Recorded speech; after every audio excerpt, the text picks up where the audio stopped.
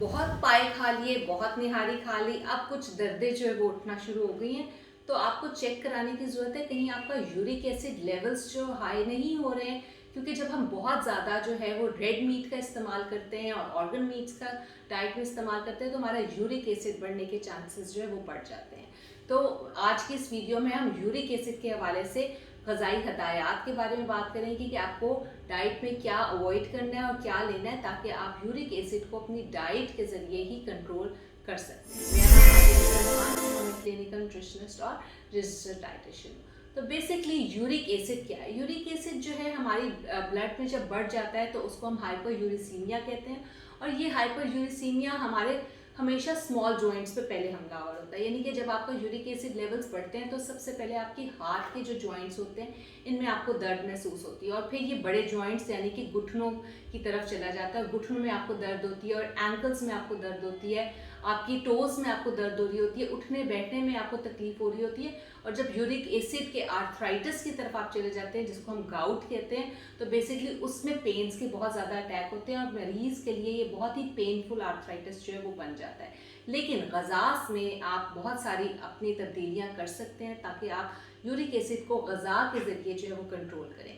इसमें आपने क्या क्या चीज़ें अवॉइड करनी है? सबसे नंबर 1 पे तो आपने रेड मीट को अवॉइड करना है। रेड मीट में हमारे पास बीफ भी आ जाता है और मटन भी आ जाता है। इसको आप अवॉइड करेंगे और इससे बनी हुई जितनी भी चीज़ें हैं, जिससे मैंने शुरू में आप निहारी और पाए वगैरह का जिक्र किया, इन सबको आपको अवॉइड करना है क्योंकि इन सब चीज़ों के कुकिंग मेथड्स भी बहुत ही फॉल्टी हैं। बहुत ज़्यादा घी में और तड़के लगा के जो है वो बनाए जाते हैं, तो ये आपके यूरिक एसिड लेवल को एलिवेट कर सकते हैं और आपकी तकलीफ और ज़्यादा बढ़ सकती है।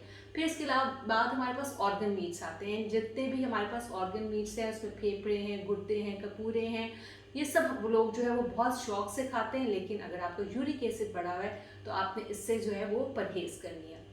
इसके अलावा हेल्दी तर्ज ज़िंदगी आपका गुजारना बहुत ज़रूरी है।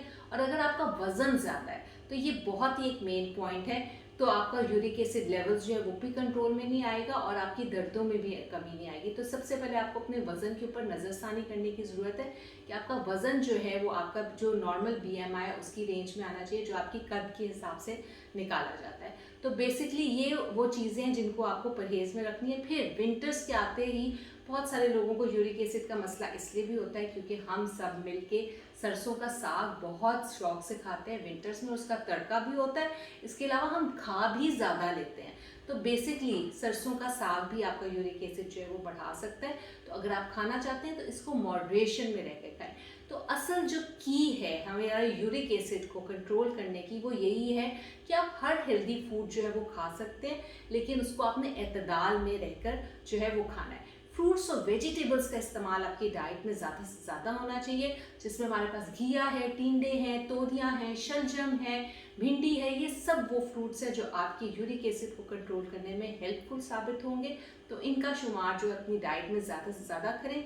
फिर फ्रूट्स को हम कैसे भूल सकते हैं? इन फ्रूट्स में हमारे पास गुआवा है, हमारे पास अनार है जो कि आपके यूरिक एसिड के लिए बहुत ही ज़बरदस्त है।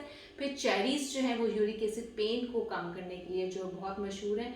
तो बेसिकली अपनी डाइट में इन सब जो है फ्रूट्स को शामिल करें। ऑरेंजेस और मौसमी जो है वो करें। एक विंटर सैलड जो है वो ज़रूर अपनी डाइट में रखा करें जिसमें आपको कॉम्बिनेशन ऑफ फ्रूट्स और वेजिटेबल्स हो, ताकि तमाम जितने भी खूबसूरत दिखने वाले फ्रूट्स अल्लाह ताला ने हमें एज अ तोहफ़तन जो है इस दुनिया में भेजें, इसका भरपूर तरीके से फ़ायदा उठाएं और अपनी डिज़ीज़ को इन फ्रूट्स और वेजिटेबल्स के ज़रिए जो है वो मैनेज करें। इसके अलावा कुछ मिथ्स की तरफ भी बात कर ली जाए, यानी कि बहुत सारे लोग समझते हैं कि यूरिक एसिड जब हाई होता है तो हमें दालों का इस्तेमाल जो है वो कम से कम कर देना चाहिए।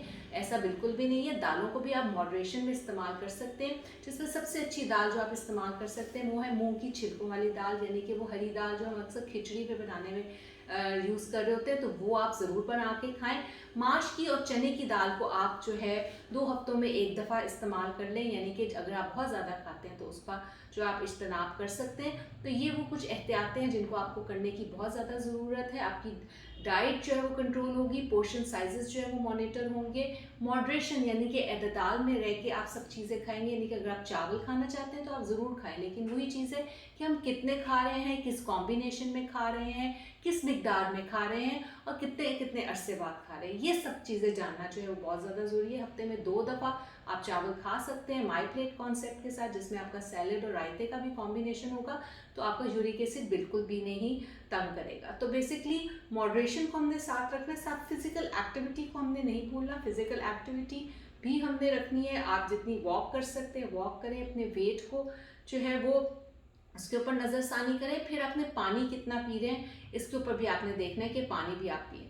फिर बहुत सारे लोगों के दिमाग में क्वेश्चन हो रहा होगा कि हम एग्स और चिकन और फिश कितनी खा सकते हैं। तो बेसिकली वाइट मीट भी आपको अलाउ है, लेकिन अगेन मैं कहूँगी कि एतदाल में रह के खाएं, यानी कि रोज़ हर चीज़ जो है वो बहुत ज़्यादा मिकदार में खाने की ज़रूरत नहीं है। अंडे को भी आप मॉडरेशन में रह के खा सकते हैं, हफ्ते में 4 दफ़ा आप पूरा अंडा खा सकते हैं। इसके अलावा चिकन भी आप हफ्ते में 3 से 4 दफ़ा इस्तेमाल कर सकते हैं, और मछली का इस्तेमाल भी आप हफ्ते में 2 दफ़ा कर सकते हैं। लेकिन बात फिर वही आ गई कि कुकिंग मेथड्स क्या है। यही मछली बहुत ज़्यादा तली हुई होगी और फ्राई होगी तो वो आपको नुकसान देगी, तो आप इसको ग्रिल करके, स्टीम करके, बेक करके इस्तेमाल कर सकते हैं। और इसका कॉम्बिनेशन वेजिटेबल्स के साथ बनाएं ताकि आपका ओवरऑल मील ही हेल्दी हो जाए, उसका कॉम्बिनेशन आपको जो है वो फ़ायदा पहुंच जाए।